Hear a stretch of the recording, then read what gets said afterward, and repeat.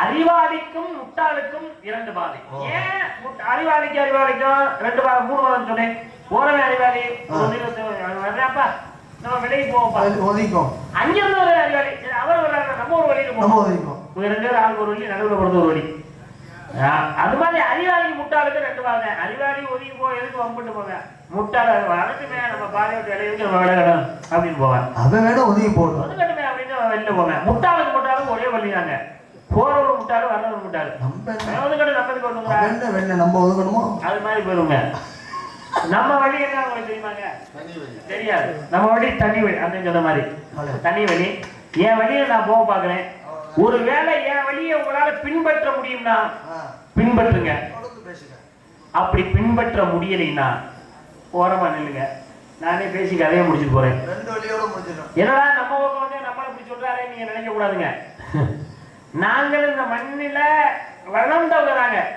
நானே இந்த ஆரம்ப காலத்துல இவரு 2 பேரு அவர் என்ன செய்வாரு ட்ரவுசர் போட்டுக்கிட்டாங்க நானே பெட்டி வாசி வர்றாரு இவரு.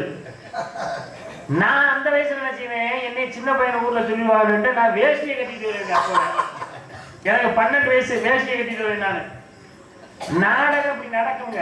நான் ஒரு இது பதிவிட விரும்புறேன். நாடகம் நடக்குங்க. உள்ள வேஷம் போடவே சரி வெளியில அப்படி போயிட்டு வரலாம் அப்படின்னு போவேன்.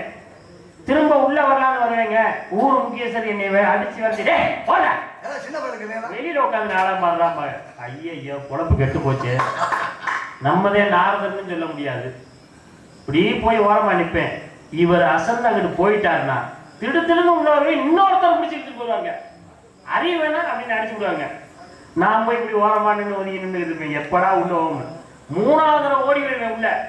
எப்படி சிரிக்கிற ஐயா நம்மவே வந்து நாலு நீதானாடா சொல்லக்கூடாதா. இந்த மாதிரியெல்லாம் நான் சின்ன பிள்ளைகிட்ட தெரிஞ்சதுங்க. இந்த பக்கம் அனுபவம் அந்த அனுபவத்தை சொல்றேன். நீங்களும் சின்ன பிள்ளையா இருக்கீங்களா?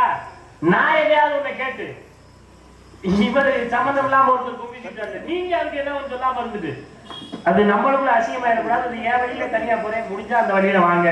ஓரம் இல்லைங்க. என்னப்பா இந்த சின்ன பிள்ளைன்னு நான் கூட உங்க அனுபவத்தை தான் சொல்றீங்கன்னு பார்த்தேன். ஆனா பெரிய ஆப்பு வைக்கிறீங்க பாருங்க. பேச்சு இருக்கும் போது அப்படி இல்லைங்க. அது அப்படி இல்லை. நீங்க நினைக்கல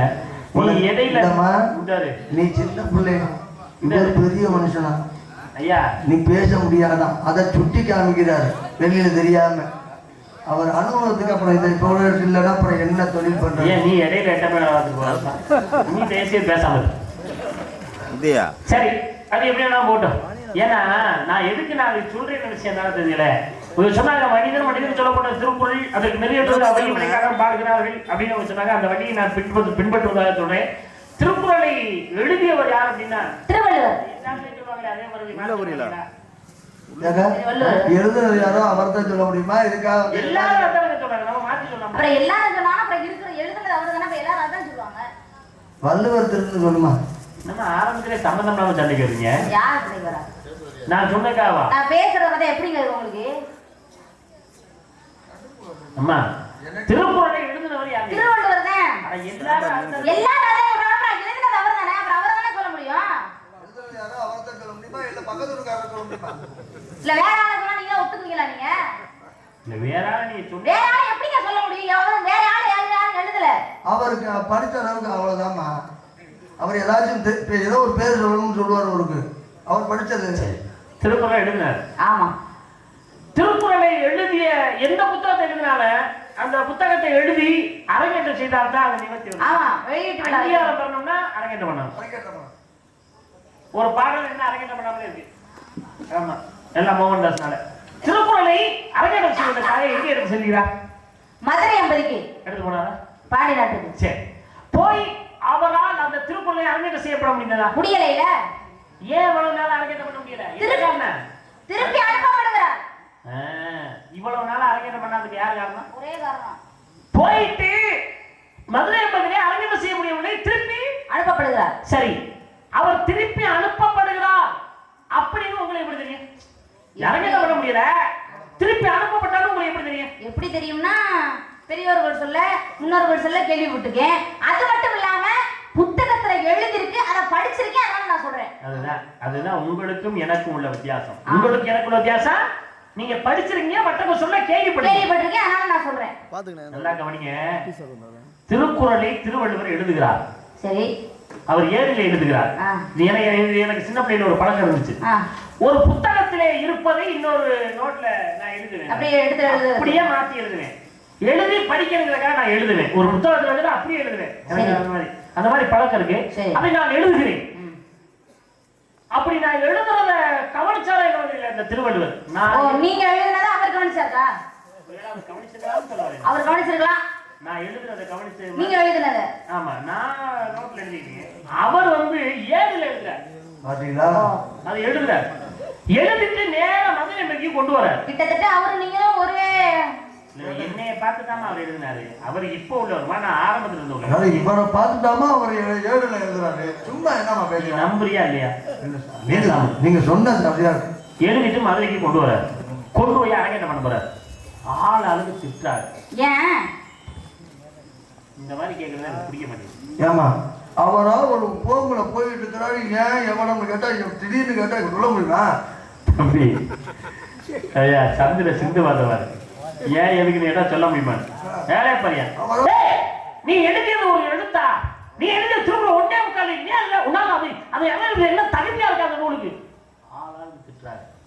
அவருடைய கூட்டத்துல திட்டும் போது கண்ணீர் வடிக்கிறார். கஷ்டமா இருக்குல்ல? கஷ்டமா இருக்குல்ல? நிக்கணுமா? நான் நேருக்கு நேரா நேருக்கு நேரம் அவர் திட்டத அப்படியே கவனிச்சா அவரால் அழுக முடியல. அம்மா நிக்கிறீங்களா? அப்படியே அப்படியே அவர் அழுது கண்ணீர் வடித்து அவரால் ஒன்று சொன்ன எழுதிய திருக்குறள் அப்படியே எடுத்து நீ போயிரு கொண்டுட்டு வந்து அப்படியே வேதனை கலங்குறார்.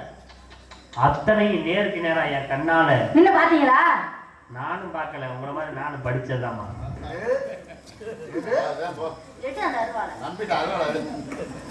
இல்லப்பா, ஊத்த கதையா இருந்தாலும் ஊடுருவி கேட்கணும். நல்லா ஊடுருவி கேட்க படிச்சிருக்கீங்க நீங்க. இல்ல அப்படி அப்படி அனுப்பப்பட்டாலும் சொல்லுவாங்க. நீங்க அனுப்பப்பட்டவங்க சொன்னீங்க, நான் என்ன சொன்னேன்? அனுப்பப்பட்டாங்க சொன்னேன். அப்படிப்பட்ட திருக்குறளை அரங்கேற்ற செய்து வைத்தவர் யாரு? அப்படி சொல்லுங்க. திருக்குறளை அரங்கேற்ற செய்து வைத்தவர் அவையார். நல்லா குழந்தைங்களா? அப்ப என்ன அண்ணா எழுதியாவதா அரங்கேற்றம் செய்யப்பட முடியவில்லை. ஆனால் அரங்கேற்றம் செய்து வைத்தவர் யாருன்னா அவையார். அந்த அவையாரால் அரங்கேற்றம் செய்யப்பட்ட நூல் தான் திருக்குறள். இன்றும் உலகிற்கு திருவள்ளுவர் யாருன்னு வெளி கொண்டு வந்தவர் யார் அப்படின்னா அவைப்பிராட்டின. ஏன்னா திருவள்ளுவர் எழுதியது 1.25 அடி. எத்தனை சீர் தெரியுமா? 7 சீர். மேல 4, கீழே 3. ஏன் 7 சீர் தெரியுமா? திருவள்ளுவர் பிறந்தவர்கள் மொத்தம் எத்தனை பேர்? 7 பேர். அப்படி சொல்லுங்க. 7 சீரை வைத்து எழுதுகிறார். ஆனால் இங்கே 7 சீர்கள் எழுதப்பட்டது. அவரோட கூட பிறந்த மொத்தம் 7 பேர். யார் அப்படின்னா உப்பை முருகை அப்பை வெள்ளியமை அதியமான் கபிலர் திருவள்ளுவர் என்று சொல்லக்கூடிய 7 பேர். திருவள்ளுவர் பிறந்தவர்கள் மொத்தம் 7 பேர். ஆமா. அவர் எழுதியது 1.25 அடி. அதிலே சீரை கொடுத்தது 7 சீரை கொடுத்து எழுதினார். அப்படிப்பட்ட சிறப்பம்சம் முடிந்தது. மனிதனுக்கு சொல்லப்பட்டது திருக்குறள். திருக்குறளை பற்றி உடனே பேசினோம். உங்களை பற்றி எம்மை பற்றி பேசப்பட்டவளவா? நீங்க என்ன வேலைக்கு வந்திருக்கீங்கன்னு சொல்லுங்க. நான் காவலுக்கு வந்திருக்கேன் சுவாமி. நீங்க என்ன வேலைக்கு வந்திருக்கீங்கன்னு சொல்லுங்க. இதுதான் கேட்கக்கூடாது, தப்பு. நான் நீங்க என்ன வேலைக்கு வந்தீங்கன்னா உங்களுடைய சரித்திரம் நீங்க சொல்லி முடிச்சுங்க. அதுக்கப்புறம் நான் சொல்ல காத்திருக்கேன். நீங்க என்ன வேலைக்கு வந்தீங்கன்னு சொல்லுங்க. என்ன நீங்க கேட்க பதில் சொல்லாம இருந்தனா? பதில் சொன்னீங்க. என்ன சொன்னீங்க? காவலுக்கு வந்துடணும் சொல்லிட்டல்ல? ஆமா. மறுபடியும் நான் கேட்கிறேன். நீங்க என்ன செய்யணும்? பதில் சொல்லணும். புரியுதா? இந்தம்மா நான் என்ன பேசுறேன் தெரியுமா? உங்களை பத்தி சொன்னா உங்களை பத்தி அறிமுகம் முழுமையா அறிமுகப்படுத்துறேன். ஒரு கேள்வி பதிலாமா? ஒரு கேள்வி புத்தகமாமா? ஒரு கேள்வி எப்படிங்க புத்தகமாவா? அதனால உங்களை பற்றி அனைத்து கேள்விகள் இப்ப சங்கரதாசன் எழுதினார்ல தம்பி, கேட்கறது புரியுதா? சங்கரதாசன் எழுதுங்க. நான் ஒரு கேள்வியை கேட்டு வள்ளி பதில் சொல்லணும். அப்படிதான் எங்கயாவது நான் வள்ளி கேள்வி கேட்டதா எழுதிருக்காரா? இல்ல எழுதல. அப்புறம் என்ன வேலைக்கு வந்தா வேலையை சொல்லுமா? நான் காவலுக்கு வந்தேன் சார். நான் காவலுக்கு வந்தேன். நீங்க என்ன வேலைக்கு வந்தீங்க? அந்த வேலையை சொல்ல வேண்டியதானே? அம்மா அவர் சொல்றது புரியுதா? அவர் பெரிய மனுஷன். யாரு என்ன வேலைக்கு வந்திருக்கோம் அவர் கேட்கிறார்ல, கேள்வி கேட்கிறார்ல. பள்ளிக்கூடத்துல சங்கரசாமி என்ன எழுதியிருக்காரு? நான் ஒரு கேள்வி கேட்க வள்ளி பதில் சொல்ல. எந்த இடத்துலயாச்சு வள்ளி கேள்வி கேட்கணும் எழுதியிருக்கா? இல்ல எழுதல.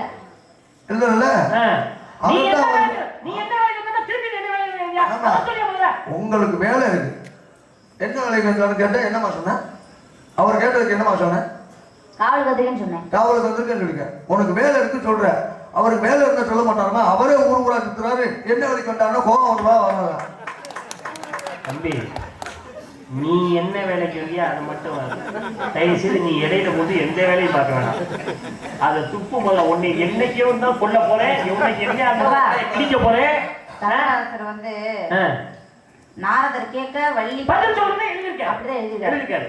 ஆனா அந்த புத்தகத்துல வள்ளி கேள்வி கேட்க கூடாதுன்னு எழுதவே இல்லை. கடைசி பக்கத்துல கூட எழுதல, எந்த பக்கமும் எழுதல. ஆனா அவர் சொல்றாரு பாருங்க, நாரதர் கேட்க வள்ளி சொல்ல. தம்பி பகவானம் இந்த இது பேர் என்ன? அரண்மனை எவ்வளவு அது? 1,25,000. உன்னை வணங்குறேன் 1,25,000. 1,5 லட்சம் ரூபாய் பெட்டி வாங்கி, ஏன்னா மதிக்கிறீங்க, கலையை மதிக்கிறீர்கள், இந்த வாக்கியத்தை மதிக்கிறீங்க, எனக்கு சந்தோஷம் மகிழ்ச்சி. 1,5 லட்சம் ரூபாய்க்கு இந்த பெட்டி வாங்கிருக்கீங்க. ஆனா இது எவ்வளவு தெரியுமா? நீங்க வாங்குறாரு எவ்வளவு தெரியாது? எவ்வளவு தெரியாது? எனக்கு தெரியாது. என்ன தெரியாது உங்களுக்கு? இது என் நண்பன் எனக்கு அன்பளிப்பாக கொடுத்தது. ஐயோ ஐயோ, ஓசின்னு சொல்லுங்க. ஓசி வேற, அன்பளிப்பு வேற. இந்த இதுதான் ஓசி. அப்பதான் மனசு வந்து கொடுக்குறாரு வாங்கிக்கமா. சும்மா பேசுறதெல்லாம் பேசாதீங்க. ஒரு நாரதரை பார்த்து ஓசி ஈசின்னு பேசலாமா? தப்பா பேசாதீங்க. நீங்க சொல்லுங்கம்மா, அவங்க மனசு கஷ்டப்படும், அப்படிலாம் இனிமே சொல்லாதீங்க. அதாவது சும்மா கொடுத்ததுங்க. நீ அதோட பெரிய ஆளா போ. ஊர் எந்த ஊர்மா? பேச சொன்னோம்ல, இப்ப பேசாம என்ன செய்வேன்? இது காசு இல்ல, அது இதே கட்டையை வச்சு அடிச்சு நொறுக்கணும்னா 1,5 ரூபாய்க்கு கூட கேட்க மாட்டாங்க. உனக்கு 1,5 லட்சம் மிச்சமா 1,5 ரூபாய் மிச்சமா அப்படியே பொத்திக்கிட்டு போதுமா? பொத்திக்கிட்டு நான் வந்து கல்யாணம் பண்ண வந்தேன். நான் காவலுக்காக வந்திருக்கேன். சரி, யாருக்காக காவல் வந்தீங்க? நான் எம்பெருமான் ரூபெருமானுக்காகவே காவல் காப்பதற்காக வந்தேன். தாங்கள் யாருக்காக கல்யாணம் செய்வதற்காக வந்திருக்கிறீர்கள்? இது இது இந்த மாதிரி சொல்றது எனக்கு பிடிக்க மாட்டேங்குது. நான் தொண்டு பண்ண வந்திருக்கேன். தொண்டு? தொண்டு? ஆமா, தொண்டு செய்ய வந்திருக்கீங்களா? நான் கூட தொண்டு செய்யதான் சாமி வந்திருக்கேன். யாரு? நீ. எம்பெருமான் ரூபெருமானுக்காகவே தொண்டு செய்வதற்காக வந்திருக்கிறேன் இந்த இடத்துக்கு. தொண்டு பண்றதுக்கு ஒண்ணு அறிவு வேணும், இல்லைன்னா அனுபவம் வேணும். ஆண்டே உனக்கு அனுபவத்தை கொடுக்கல, அறிவே கொடுக்கல. அப்படியே உங்களை மாதிரி பார்த்தா இல்லையா? ஆனால் பிறவியிலே வாழிடம் போனதெல்லாம் இருக்கு. சரி, பிறக்கும் போதே வாழில்லாம போன மாதிரி.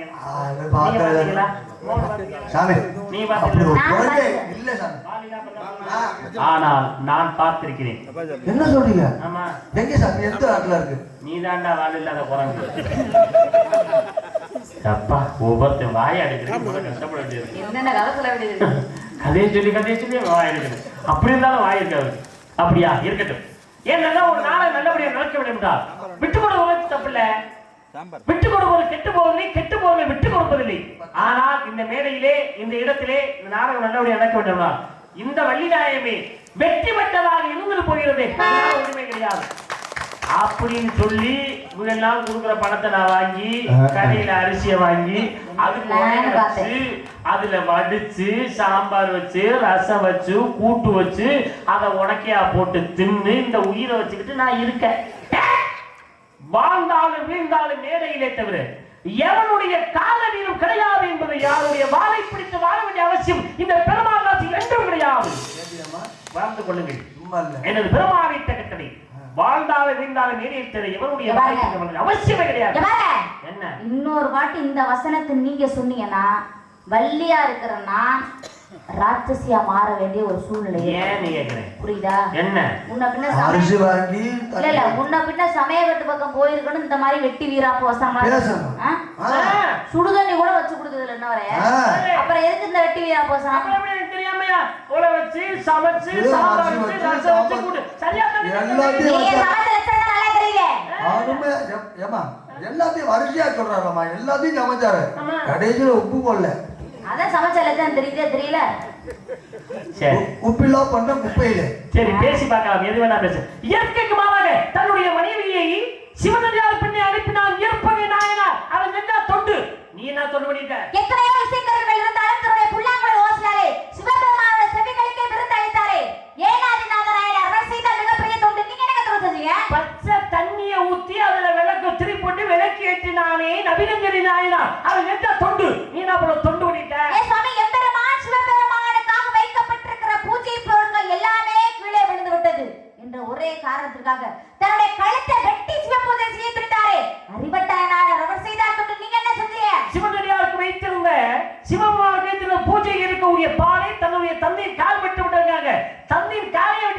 வைத்தீஸ்வர நாயனா அப்படின்னு தொண்டு நீ என்ன தொண்டு கண்ணே தெரியாமல் இந்த மக்களுடைய சமூகங்களை மக்களுக்காக கோல்மெண்ட் சிவபெருமானாலே கண்ணை பெற்றாரே தண்டீர்கள் அவர் செய்தார் தொண்டு நீங்க என்ன தொண்டு செஞ்சீங்க சிவமுச்சி வைத்திருந்த மலரை யானையை விட்டு மிதிக்க விட்ட காலத்தாலே யானை கழுத்தை வெட்டி ஆனால் வந்தவரை பார்த்தால் அவரை கழுத்தை விட்ட போது சிவனடியால் இருந்து தன் கழுத்தையை வெட்ட துணினால் எரிபத்த நாயனா அதை செஞ்ச தொண்டு ஏன் அப்புறம் தொண்டு பண்ணிட்ட சாமி இப்படி எல்லாம் நிறைய பேர் தொண்டு செஞ்சவங்க இருக்காங்க சரி இதுக்கு மேல சங்கரனுடைய பாடலை பாட வேண்டும் சரி கதையை நடத்த வேண்டும் என்ற ஒரே காரணத்துக்காக சரி கதை பாடலை பாடுவோம் அதனால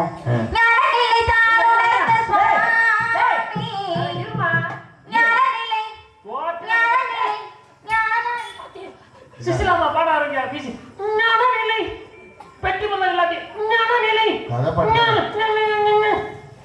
அதுக்கு இசை பரப்பு ஏமா இதுக்கு மேல உனக்கு கதை தெரியாதா பாருங்க என்ன கதை தெரியாதான்னு கேட்கிறேன் யாரா அப்படின்னா ஒண்ணு செய் என்னமா நான் ஜெயிச்சிட்டேன்னு சொல்லு அப்படி ஒத்துக்க எதுக்கு சும்மா இல்லம்மா உன்னையோட ஒரு கதை நான் கூட பேசியிருக்கேன் அப்படிலாம் ஒத்துக்க முடியாது ஆமா ஆமா நான் ஜெயிச்சிட்டு சொன்னா உன் மனசு கஷ்டமா இருக்கு நீ தோத்துன ஒத்துக்க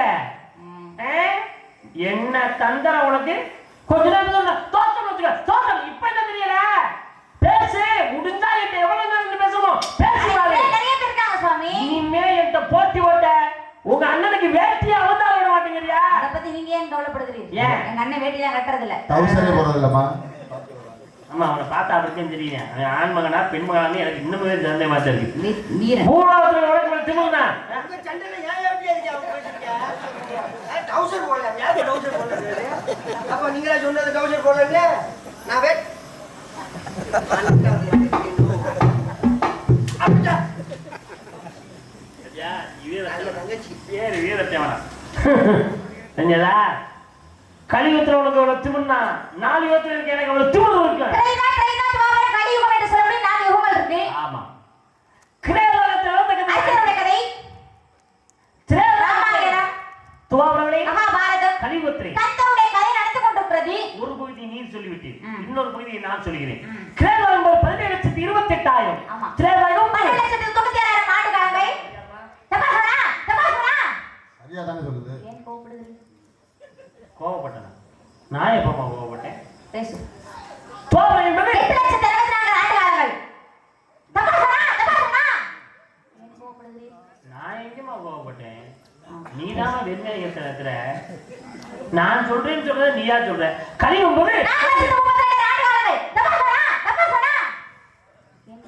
நான் எங்கேமா கோபப்படுறேன் நீயாட்டமா கத்துற மொத்த கூடனா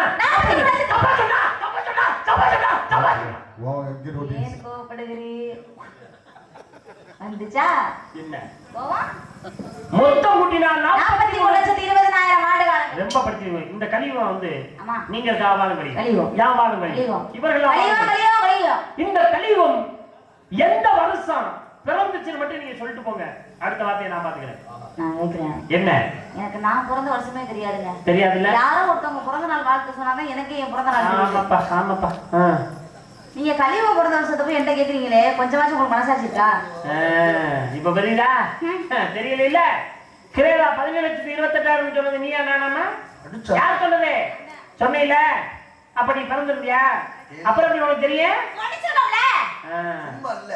திரேலா அப்புறம் எதை படிக்கல கலியுகத்தை படிக்கல திரேலா 12,96,000 சொன்னது யாரு அப்ப பிறந்தியா எப்படி தெரியும் அப்புறம் எதை படிக்கல உள்ள உனையில வேலையை பார்க்க வெளில அண்ணே உன்னை அண்ணன் வார்த்தைக்கு சொல்ல மறுவார்த்தை பேசல வாடா போடான்னு பேச வைக்காதுண்ணே அப்படின்னு சொன்னீங்களே அப்படி பிறந்திருந்தீங்களா எப்படி தெரியும் அப்படியே அதை படிக்கல வாயை பொத்திட்டு நிப்பாரு தம்பி நீ சுத்தி எப்படிப்பா சின்ன பிள்ளை மாதிரி என்னமா அப்பப்பா நொப்பப்பான்னு அவர் என்னமா பண்றீங்க என்ன கேட்டீங்க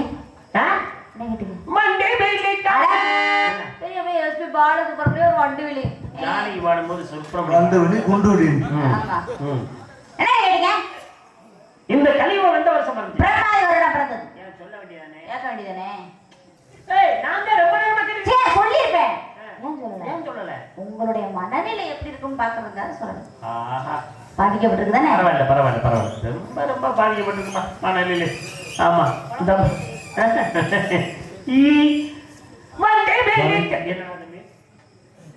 பிரம்மாதி வருடம் சேர்த்தேன். சேர்த்தேன் 60 வருஷத்துல ஒரு வருஷம். ஆமா ஆமா ஆமா ஆமா ஒரு வருஷம் சொல்லியா? ஆமா. எந்த மாசம் தெரியணும்ல? 12 மாசம், வருஷத்துக்கு ஒரு 12 மாசம் இருக்கு. எந்த மாசம்? புண்ணியவனே, உனக்கு தெரிஞ்ச கூட எனக்கு தெரியல. போ பெட்டிக்காரன் கேக்குது, அவர் கேக்குது 12 மாதம் எந்த மாதத்துல பிறந்த நேரிச்சு? சித்திரை மாதம் பிறந்ததான் கழிவும். அப்பா சித்திரை மாதம் தம்பி, நீ தின்னு. சாமி, என்ன சாமி? எனக்கு ஒரு சந்தேகம். என்னையா சந்தேகம்? ஆமா, தம்பிக்கு மாதிரி. சொல்லுங்க. மாசத்துல 30 நாள். ஆமா ஆமா ஆமா.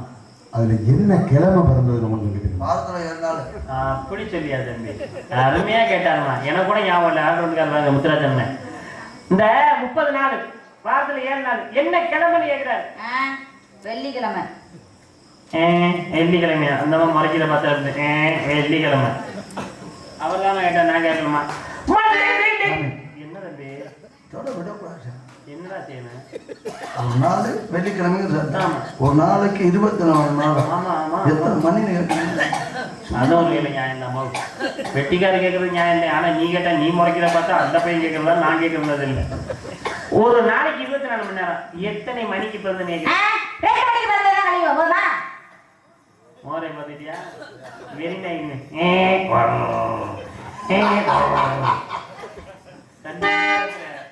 என்னைய முறைக்கிறியா தம்பி?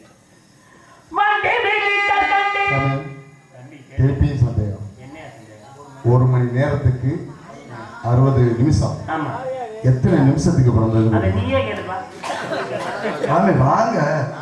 அது 1 மணி நேரத்துக்கு 60 நிமிஷம். எத்தனை நிமிஷம்? 22 நிமிஷம்ப்பா. என்னடா தம்பி? ஐயோ, எத்தனை வினாடி? 60 வினாடில எத்தனை வினாடி? ஒரு நிமிஷத்துக்கு 60 வினாடி. எத்தனை வினாடி? 30 வினாடில பிறந்ததான் கழிவும். என்னப்பா? ராத்திரில பிறந்ததா இல்ல பகல்ல பிறந்ததா? எவ்வளவு நாளா? ஏமா ராத்திரில வந்தா 30 வினாடில பிறந்தா கழிவும் போமா? அவங்க கேக்குறாங்க, அவங்க எல்லாத்தையும் நீங்க கேட்டு சொல்றீங்க. நீங்க கேட்டுட்டு கடைசில என்ன வாங்கிக்கிறேன்? இல்ல, நாங்க கேட்கலனா நீங்க நிப்பாட்டி நீங்க கண்டிப்பா கேட்பீங்க. உங்களுடைய எண்ணம் எங்களுக்கு தெரியுது. மனநிலை, உங்க மனநிலை. சரி, இந்த கலியுகத்து முதலையும் துவாபரயுகம். என்ன கதை நடந்தது? மகாபாரதம். கௌரவர்கள் 100 பேர், பாண்டவர்கள் 5 பேர். பேர் சொல்லுங்க. தர்மன், பீமன், அர்ஜுனன் சகாதேவன். தர்மன், பீமன், அர்ஜுனன் அவளுக்கு சகாதேவன். அதானே? ஆமா. தர்மன் யாரு பாருங்க? யமதேவனுக்கு பிறந்தார். பீமன் யாரு? வாயுதேவனுக்கு பிறந்தார். அர்ஜுனன் யாரு? தேவேந்திரனுக்கு பிறந்தார். நகுலன் சகா- அஸ்வினி தேவேந்திரனுக்கு பிறந்தார்கள். கர்ணன் யாரு? குந்தி தேவிக்கும் சூரியபகவானுக்கு பிறந்தவன் தான் கர்ணன். கர்ணன் எந்த மாதம் பிறந்தார்? மாசி மாதம் பிறக்கிறார். எந்த பிறை? வளர்பிறை முதல் நாள் அன்று. பாண்டவன் தானே? ஆமா தர்மன் தானே? ஆமா. தர்மன் எந்த வருஷம் பிறக்கிறார்? பிரச்சோதன வருடம் எந்த மாதம்? ஐப்பசி மாதம். எந்த பிறை? வளர்பிறை 5ஆம் நாள். என்ன நட்சத்திரம்? கேட்ட நட்சத்திரம் என்ன நட்சத்திரம்? தனுசுலக்கணத்தில் அபிஷேக முகூர்த்தத்தில் மதிய வேளைக்கு பிறகு, அதாவது கலியுகம் ஆரம்பிப்பதற்கு 127 ஆண்டு 5 மாதம் 5 நாட்கள் இருக்கு. அநேகமா 15/8/3112 பிறந்தவன் தான் தர்மன். போதுமா? மகாபாரதம் படிச்சிருக்கான். மகாபாரதத்துல அவன் எந்த வருஷம் எந்த மாதம் என்ன இது பூரா வரிசைப்படுத்தி இவள் அழகா நீ தெரிஞ்சிருக்க. ஜாதகமே உங்ககிட்ட தான் இருக்கு போடுமா? செத்து போயிட்டா போய் தூக்கிட்டு வந்துட்டேன். யாரு? தர்மன் தான். அவன் செத்துக்க வாய்ப்பு இல்லை. சத்தியமா செத்து போயிட்டாருங்க. போய் சொல்ல வாய்ப்பு இல்லம்மா. அது உண்மையாவே செத்து போயிட்டாரு. என்ன தெரியாம சொல்றான்? அது உண்மையாவே செத்து போயிட்டாருங்க. நீ கொன்றுப்ப. கழுத்துல வச்சு கொல்லாம விட மாட்டேன். பயப்படுறியா? ஒரு சில நேரங்கள்ல மம்மதை பத்திரமா இருந்துக்கணும். தர்மனுக்கு அடுத்து பண்ணுவேன் பீமன். எந்த வருஷம் பண்ணேன்? தர்மனுக்கு அடுத்து பண்ணுவேன் ஆங்கிரச வருடம். எந்த மாதம்? ஐப்பசி மாதம். என்ன பிறை? தேய்பிறை 9ஆம் நாள். எந்த நட்சத்திரம்? மக நட்சத்திரத்தில் பிறந்தவன் தான் பீமன்.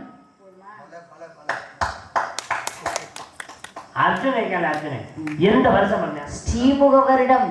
எந்த மாதம்? பங்குனி மாதம். இவன் வளர்பிறையில வந்தானா தேய்பிறையில வந்தானா? வளர்பிறையிலையும் பிறக்கல, தேய்பிறையிலையும் பிறக்கல. ஒருவேளை இவன் அமாவாசையில வந்து நடுவீட்டுல பிறந்த அமாவாசையில. எப்ப பிறந்த அமாவாசையில? சும்மா சும்மா கோவப்படுற விஷயத்துல அனாரியமா பேசாத, சரியா?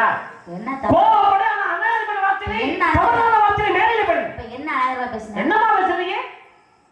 நடுவில் சொல்ற எந்த புத்தகத்துல உனக்கு நடுவில் ஓட்டு இருக்கு என்ன அளவு? உனக்கு அறிவு இருக்கா? நாரத பூமியிலே முதல் இளைஞர் தெரியுமா? நாத்தாமணி. எங்க? புதுக்கோட்டை மாவட்டம் திருச்சியூர் ரோட்ல கீழனூருக்கு பக்கத்துல நாத்தாமணின்னு ஊர் இருக்கு. அங்கதான் நாரத முதல் பூமியிலே இளைஞரும் நாத்தாமணி. ஓ எவ்வளவு என்ன பாரு நடுவில் அறிவு வேணாமா? சின்ன பிள்ளை தானம்மா ஏமா சபை நாகரிகம் வேணாம் முதல்ல. கேட்கிற கேள்வி கூட பட்டுன்னு அழகா பதில் பஞ்சமாண்டவர்கள் எங்க என்னன்னு எப்ப பிறந்தாங்க என்னன்னு கேட்டுட்டு வராரு. சரியா சொல்லிட்டு வர்றீங்க. அவரை போய் நடுவழின்னு பேசலாமா? அப்படி பெரிய மனுஷனே, அவர் தேவலவாசிய, அவரே வீடு இல்லாம ஊரா சுத்திட்டு இருக்காரு. எனக்கு தெரியுங்க, வீடு இல்லாதவங்க கூட தான் கோவம் ரோசமெல்லாம் வருங்க. கொஞ்சம் இருமா. அந்த அம்மா என்ன கேட்டாங்களா? வீடு இருக்கா இல்லையான்னு கேட்டாங்களா? வேலையை பார்ப்போம். நீங்களே தான் எடுத்து கொடுக்குறீங்க. நான் முதல்ல பிறந்த இறங்கின இடமே நாத்தாமலை, அங்கேயே கூட வீடு இல்லைன்னு நீங்களே சொல்லித்தானே கொடுக்குறீங்க. போட்டோ இருக்கா, ஆதார் கார்டு இருக்கா, இந்த கார்டுல இருக்கா, இல்ல கையெழுத்து போறியா, லோன் எதுவும் வாங்கி கொடுக்குறியா? தானே பேஸ் மட்டுமே போடுறேன், இவங்களுக்கு லோனும் வேணுமா? அதை வேணா சொல்லியா? நிலைக்காது போல இருக்கு. சரி இல்ல அவன் பிறந்தது அமாவாசை பிறந்தானா? எப்ப பிறந்தான்னு சொல்லு. பௌர்ணமி என்று பிறந்தவன் தான். பங்குனி மாதம் பௌர்ணமியில பிறந்தனால பங்குனி உத்தர திருநாளிலே அதனாலதான் அவனுக்கு பங்குனன் என்ற பெயர் உண்டு. நகுலம் சேகரம் இல்ல. எந்த வருஷம் பிறந்தாங்க? வருஷம் எந்த மாதம்? பங்குனி மாதம். நீங்க வளர்பிள்ளையே தேய்பிள்ளையா? வளர்பிள்ளையில தேய்பிள்ளை இவங்களும் பௌர்ணமியில் தான் பிறக்கிறாங்க. என்ன நட்சத்திரம்? அஸ்வினி நட்சத்திரத்துல பிறந்தவன் தான் நகுலோட சகாதேவன். பாண்டவனுக்கு எதிரி யாரு? கௌரவர்கள். எத்தனை பேர் இருக்காங்க? 100 பேர். 100 பேர் இருக்காங்க. அதெல்லாம் ஒண்ணு கேட்க மாட்டேங்க, கவலைப்படாத. 100 பேர் இருக்காங்க, காப்பாத்தினா. சரி, பாண்டவனுக்கு அப்பா யாரு? பாண்டவன். அந்த பாண்டவன் எப்ப பிறந்தாரு? அதானே இதெல்லாம் கேட்டு எப்படி நீங்க அதையும் கேட்பீங்கன்னு தெரியும். நீங்க கேளுங்க, நான் பதில் கேளுங்க. யார்கிட்ட கேட்குறிய?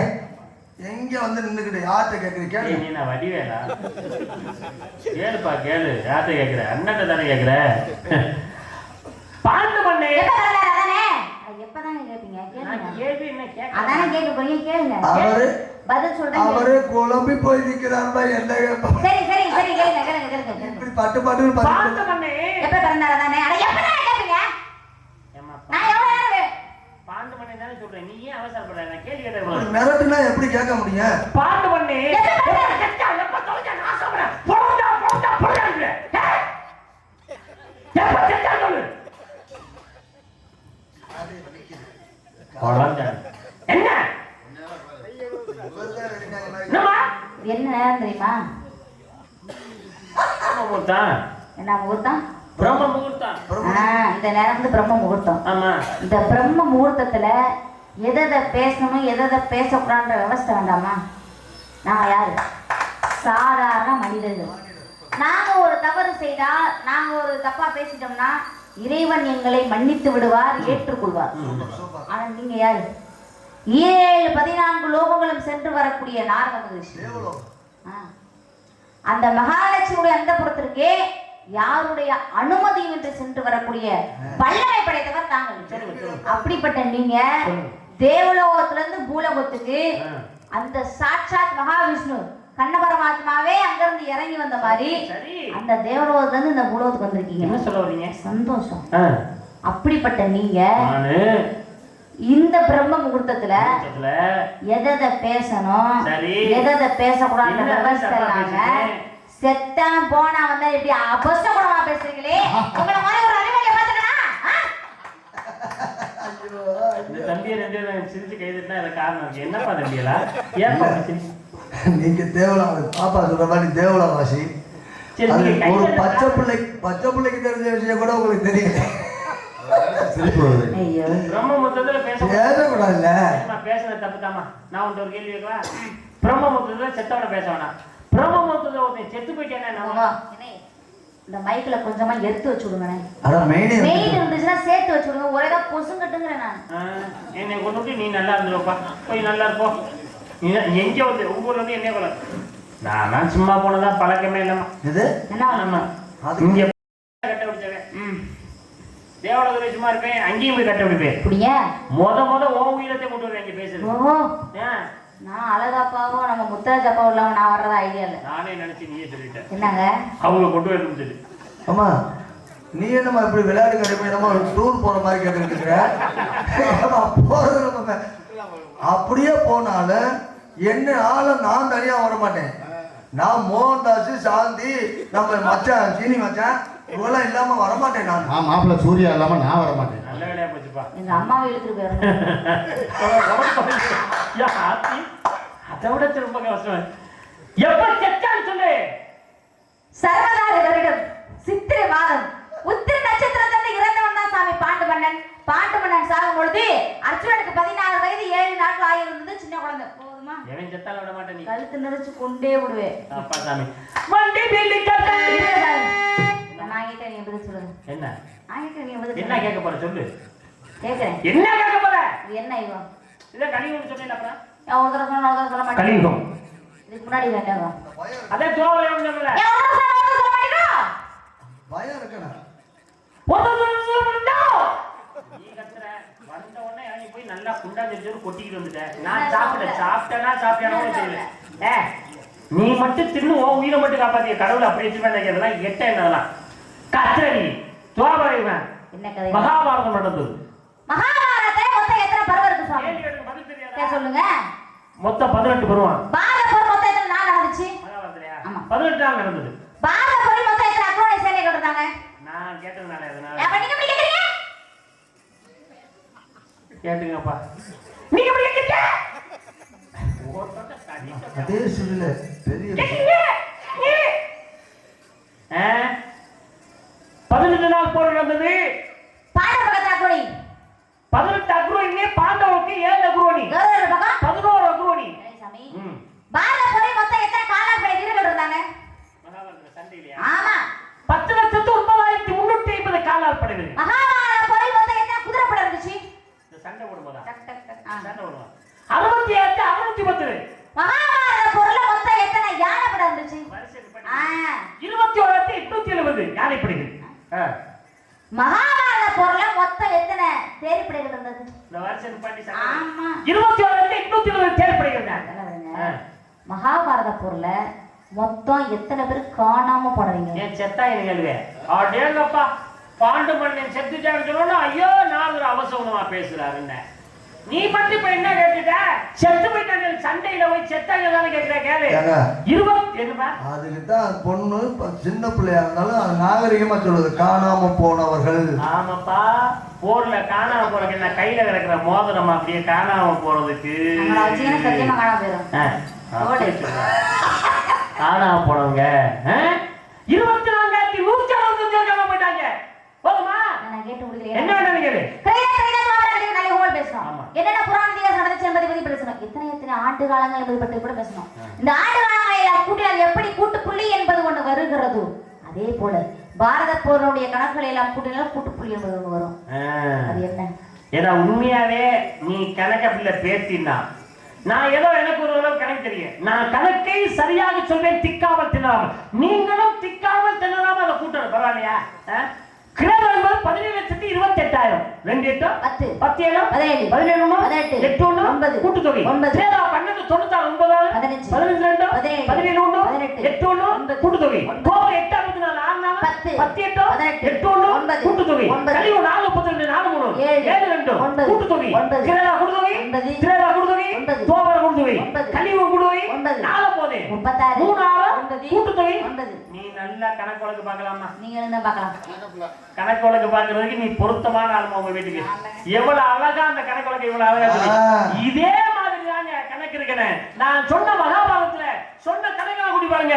நான் எப்படி யுகத்துல 9 வந்துச்சோ மகாபாரத கணக்கில் எல்லாம் கூட்டினால் 9 ஆவறேன். நீங்க என்ன கேட்டீங்க? மகாபாரதத்துல எத்தனை பருவம் எழுதி நான் என்ன சொன்னேன்?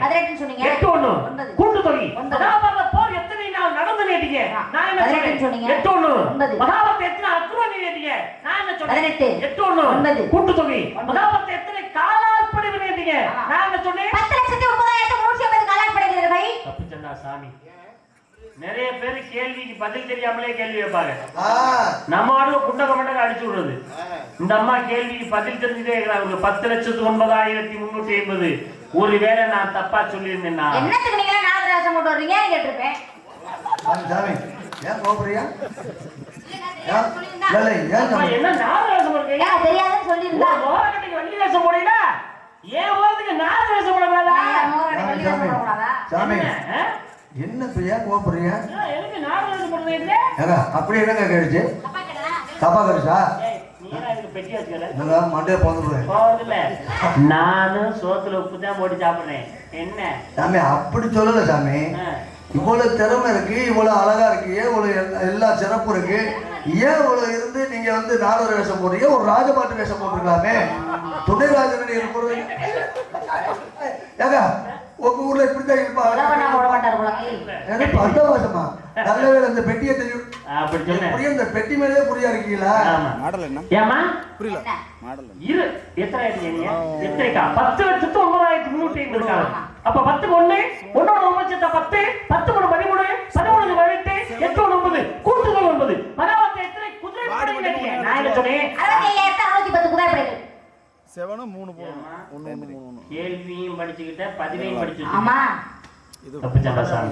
68 610 6 11 16 17 17 18 8 9 கூட்டுத்தொகை என்பது மகாபாரதே எத்தனை யானைப்படைகள்? 21,870 8 15 15 16 16 18 8 9 கூட்டுத்தொகை என்பது மகாபாரத எத்தனை தேர்ப்படைகள்? 21,870 8 15 15 16 16 18 8 9 கூட்டுத்தொகை என்பது மகாபாரத எத்தனை காண போறாங்க? 24,165 2 4 6 6 1 7 7 6 13 13 18 8 9 கூட்டுத்தொகை என்பது மகாபாரதத்திலே எத்தனை பருவம்? 9 மகாபாரத போர் எத்தனை நடந்தது? 9 மகாபாரத எத்தனை அக்ரோனி? 9 மகாபாரத எத்தனை காலால் பிறவிகள்? 9 மகாபாரதத்திலே எத்தனை யானைப்படைகள்? 9 மகாபாரத எத்தனை குதிரைப்படைகள்? 9 மகாபாரத எத்தனை தேர்ப்படைகள்? 9 மகாபாரத எத்தனை பேர் காண போறாங்க? 9 9 9 9 நான் சொன்ன கணக்கு போறாங்க. எப்பொழுதெல்லாம் வருது அப்பொழுதெல்லாம் நான் கேட்பேன் சாமி. தாங்கள் பதில் கூற தயாராக இருக்க வேண்டும். இன்னமும் மண்டக்கணம் போல உன்னை ஆரம்பத்திலே அசிங்கப்படுத்தி உள்ள அனுப்பிச்சிருப்பேன். சரியா? ஆமா. கௌரவர்கள் எத்தனை பேர் வேணும்? 100 பேர் இருக்காங்க. அப்படிங்கும் போதே தெரியும் உனக்கு ஒண்ணு தெரியாதுன்னு. இன்னைக்கு விட்டுட்டு போறேன். இந்த பகுதியில் நீ எந்த வேலைக்கு வந்தாலும் இனிமே 100 கௌரவர்கள் சொல்லிட்டு போயின்னு சொல்லுவேன். சரியா? போ ரோட்ல போயிரு. கேட்க மாட்டாரு. பரவாயில்லை. என்னப்பா உங்களுக்கு கதை தெரியுமா தெரியாது? உனக்கு நான் சாமி துரோகம் பண்ணேன். புராணம் தெரியுமான்னு கேட்கல. இந்த வள்ளியூர் மடத்தோட கதை தெரியுமா? பருவகாலம் பாரு. பருவகாலம் யாருக்கு பாரு? வள்ளி கிட்ட பாரு. வள்ளி நீ தெரியலன்னா உள்ள போக மாட்டீங்க. பருவகாலம் நீங்க என்ன தனியா பாடிக்கிட்டு இருக்கீங்க? ஏமா எங்களை பார்த்தா லூஸ் மாதிரி தெரியுதா? உள்ள போனா எனக்கு நான் உள்ள போய் உட்காந்து பச்சை பிள்ளை முன்னப்பாவை நாக்க நீட்டு நினைச்சவா? ஆமா காலைல குறைய கூப்பிடுறாரு. நான் எப்படா இப்படி போட்டு விடுறீங்க சாமிகளா? ஏ சாமி பார்வாடா சரி அப்படியே என்ன கேட்டீங்க? பார்வாடா அதே இருக்கு. கேட்டா வைக்கிறேன். துரியோதன துச்சாதன துஷ்யகன் துஷ்யலன் ஜலகந்தன் சகன் சமன்விதன் அரவிந்தன் துர்தர்ஷ சுபாவ துஷ்மதர்ஷ துர்மஷ துர்மோ துஷ்கர்ணன் விகர்ணன் சலன் சத்ரன் சுரோசன் சித்திரன் உபசித்தன் சித்ராசன் சாருக்கரன் சராசன் துர்மன் துர்விகாசன் விவேச்சி ரேந்திர உருணாமன் சுனாபன் நந்தர் உபனந்தன் சித்திரமான சித்திரகுமன் ஸ்வரம் துர்வி மோஷன் ஐயமாக மகாபாக சித்திரமன் சித்திர குண்டலன் விமேபெனன் விமேபெலன் வாழை வேலவத்தர் உபதேன ஸ்திரேன விஷயம் பாசி வந்தாரன் திருத்தவர்மன் திரசித்தன் திரசந்த அந்துதன் சோமகிதி வாதகன் சுவட் சாத்திகள் பவசாத்திகள் கவசை குண்டை கரதான் பிம்பகர் அலோலம் அபய திருதாசன் திருதமாவு அண்ணா திருசம் முத்தபடி ராஜ் யூசி என்று சொல்லக்கூடிய கௌரவர்கள் 100 பேர் இருக்காங்க. போதுமா? மகாபாரதம் படிக்கிறான், மகாபாரத மேடையில பேசுறான். எத்தனை வழிகள்கிட்ட நான் பேசுவது உண்டு, மகாபாரதம் சம்பந்தமாக பேசுவது உண்டு, இதெல்லாம் நடந்த கதைகள் உண்டு. ஆனால் எனக்கு தெரிய கௌரவர்கள் 100 பேரையும் சொன்ன ஒரே வள்ளி நாயகம் தாங்களாக வாழ்க பல்லாண்டு வாழ்க வளமும். நன்றி. ஏன் இதை நான் சொல்றேன்னா, ஏனென்றால் இது ஒரு சமஸ்கிருத பேர்கள் தான். ஏகம் துவம் திரியம் சதுரம் பஞ்சம் சட்டம் சத்தம் அஷ்டமம் இதெல்லாம் சமஸ்கிருதம். சமஸ்கிருதத்தை மனப்பாடம் செய்வது ரொம்ப கடினமான ஒன்று. அந்த மனப்பாடம் செய்வதை மறக்காமல் பேசுவது அதை விட கடினமாக ஒன்று. நிறைய விஷயங்களை படிச்சிருப்போம். மக்களை பார்த்த உடனே நமக்கு திக்கிறோம், திக்காமல் திணறாமல் மேலே கௌரவ 100 பேரையும் சொன்ன உமக்கு எனது வாழ்த்துக்கள் நிச்சயமாக. ஏன் சொல்ல நீங்க பெரிய மனுஷன் மாதிரி நடந்துக்கிறீங்க. இந்த மண்ணுக்குன்னு ஒரு மகிமை இருக்குங்கிறதுக்கு மிகப்பெரிய உதாரணம். ஏன்னா இங்க இருந்து போய் பெரிய நடிகர்கள் ஆனவர்கள் எல்லாம் மணப்பாறை மண்ணிலே சங்கத்திலே வாழ்ந்தவர்கள் தான் என்பதற்கு ஒரு மாற்று கருத்தே கிடையாது. அழகேசனே நானும் 9 வருஷம் மணப்பாறை இருந்தேன். அவர் அதுக்கு முதலே போயிட்டாரு சங்கத்துக்கு. நான் திண்டுக்கல் சங்கத்துக்கு போனேன், அவர் புதுக்கோட்டை சங்கம். நான் அதுக்கப்புறம் காரைக்குடி சங்கம், அதுக்கப்புறம் அன்னைக்கு காரைக்குடி சங்கம் வந்தார். அந்த மாதிரி அந்த மண்ணிலிருந்து சென்றவர்கள் மிக சிறந்தவர்களாக இருக்கின்ற மிகப்பெரிய எடுத்துக்காட்டு. இந்த பகுதியில நான் வந்து நாடகம் நிறைய சின்ன பிள்ளையா இருக்கும்போது நாடகம் எனக்கு ஞாபகம் இருக்கு. அது உங்களுக்கு ஞாபகம் இருக்காது, கிட்டத்தட்ட 20 வருஷம் இருக்குமா? அது 20 வருஷம் இருக்கு. நான் சங்கத்துக்கு போய் 20 வருஷம் எனக்கு ஆரம்பிச்சதுக்கு, அதனால சொல்றேன் நான்.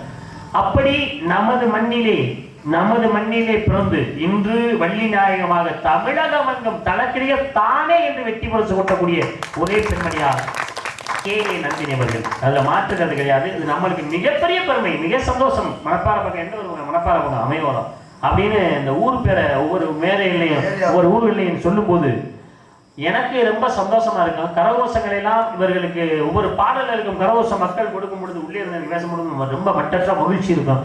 அந்த அளவுக்கு இவருடைய பாடல்கள் எல்லாம் அந்த பாடல்களாம் தெளிவான இசைகளை அமைத்து கொடுக்கின்ற நமது தங்கங்கள் அநேக அப்பா சொக்க தங்கா இப்படியெல்லாம் இவர்கள் இருக்கும்போது இன்னும் இவர்கள் நிறைய பாடலாம் என்று அவர்கள் மனதிலே தோடும்.